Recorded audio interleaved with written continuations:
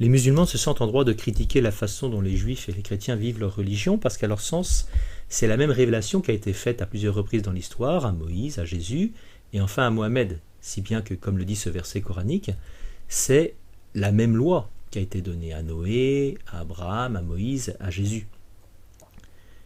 Et on retrouve ici la grande critique musulmane vis-à-vis des juifs et des chrétiens. Nous avons déformé la révélation de Dieu, nous avons déformé les Écritures et donc la loi.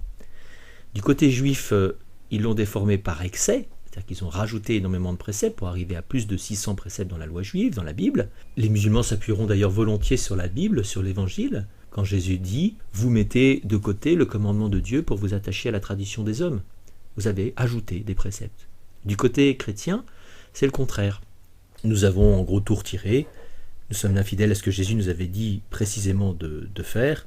Ne pensez pas que je suis venu abolir la loi ou les prophètes. Je ne suis pas venu abolir mais accomplir. Pas une lettre, pas un seul petit trait ne disparaîtra de la loi.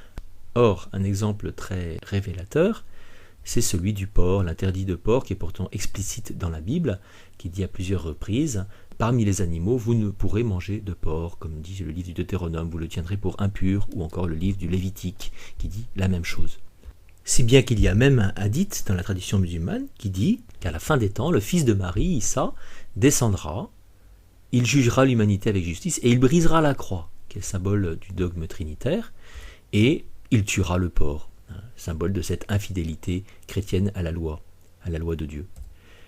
La preuve de cette erreur chrétienne, eh bien, la décadence occidentale contemporaine.